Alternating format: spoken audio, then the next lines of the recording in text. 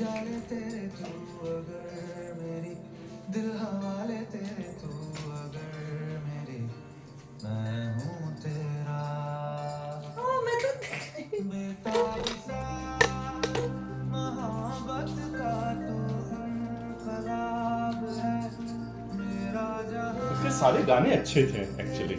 हाँ। Hello friends, मेरे मियाँ जी गाने सुन रहे थे तो मैंने सोचा मैं इसी में अपना साइड बैंड एक्सरसाइज कर लूँ। ये बहुत मज़ेदार होती है, मतलब बहुत लाइट होती है, आराम से आप कर सकते हो, कोई भी कर सकता है और कुछ परेशानी नहीं होती क्योंकि भाई बैक पेन वालों को आगे नहीं झुकना होता, तो इसमें तो हम साइड में झुक रहे हैं तो मज़ा आता है। लेकिन करते करते फिर मुझे ऐसा फ़ील आया कि मज़ा तो आ रहा था गाना सुन के करने में, लेकिन मुझे लगा कि चलो मैं आप लोगों से बात करते हुए करती हूँ। और बात करते करते मैंने माइक भी लगा लिया था, गाना भी बंद करवा दिया था। और जब मैं एडिटिंग करने गई तो मुझे समझ में आया कि अरे यार, मैंने अपने माइक का स्विच तो ऑन ही नहीं किया है। ऐसे हो जाता है हमारी वीडियोस का कभी कभी पोपट, मतलब हम कुछ बहुत अच्छा कर रहे हैं, मैं अपनी कुछ बढ़िया बढ़िया सी बकवास वाली बातें या यूज़फुल बातें, किसी को बकवास लगती हैं, किसी को यूज़फुल लगती हैं, तो वो सब कर करा के मैं आप लोगों से बात करते हुए एक्सरसाइज कर रही थी। इस समय तो मैं काउंटिंग कर रही थी। ये साइड बेंड मैंने 49 टाइम्स किया, 49 टाइम तक कर पाई इजीली। तो मुझे जहाँ तक थकान नहीं होती मैं वहाँ तक कर लेती हूँ। और उसके बाद क्या हुआ, उसके बाद मैंने आपसे थोड़ी सी बातें की, लेकिन वो आवाज़ तो इसमें चली गई है। लेकिन देखती हूँ कि मुझे एक्शन देख के मेरी बातें याद आती भी हैं कि नहीं आती हैं। और इस मैट में जब मैं आ रही तो आपने देखा था, मैंने देखो पीछे खिसका दिया था करते करते, क्योंकि भाई पीछे जाओ, क्योंकि मुझे कैमरे में भी आना था।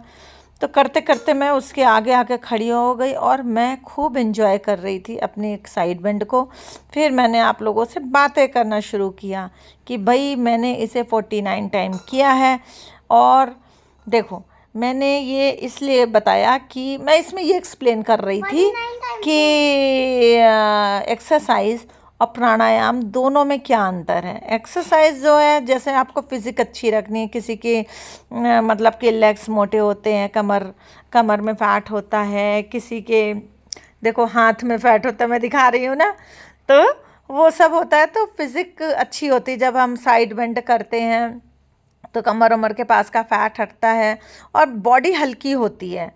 लेकिन जब हम प्राणायाम करते हैं तो क्योंकि जब हम एक्सरसाइज करते हैं तो अंदर के ऑर्गन्स को उतनी स्ट्रेंथ नहीं मिलती है, इसीलिए कोई कितना भी वॉक कर ले उसका डायबिटीज़ ठीक नहीं होता है। लेकिन अगर वो प्राणायाम करेगा तो डायबिटीज़ ठीक होने लगेगा, क्योंकि आप जब प्राणायाम करते हो तो एक्सरसाइज आपके liver, kidney, pancreas, internal organs को मिलती है, जिससे आपके अंदर की प्रॉब्लम्स ठीक होने लगती है। तो अगर मैं मेरे पॉइंट ऑफ व्यू से देखो तो फर्स्ट प्रायोरिटी प्राणायाम की होती है और सेकंड प्रायोरिटी एक्सरसाइज की होती है। और दोनों ही ज़रूरी होती है, क्योंकि भाई अर्थराइटिस है तो भाई एक्सरसाइज ज़रूरी है, और लीवर वगैरह की प्रॉब्लम है तो प्राणायाम ज़रूरी है। तो दोनों ही चीज़ें वैसे वर्सा हैं, हम किसी को भी पीछे नहीं छोड़ सकते हैं। तो प्राणायाम भी करो, एक्सरसाइज भी करो, सब सारे नहीं कर सकते, 7-8 प्राणायाम है वो भी करो, और कुछ कुछ एक्सरसाइज रोज़ कर लो अल्टरनेट करके, जैसे मर्जी वैसे कर लो, लेकिन करो ज़रूर, छोड़ो मत, करना ज़रूरी होता है भाई।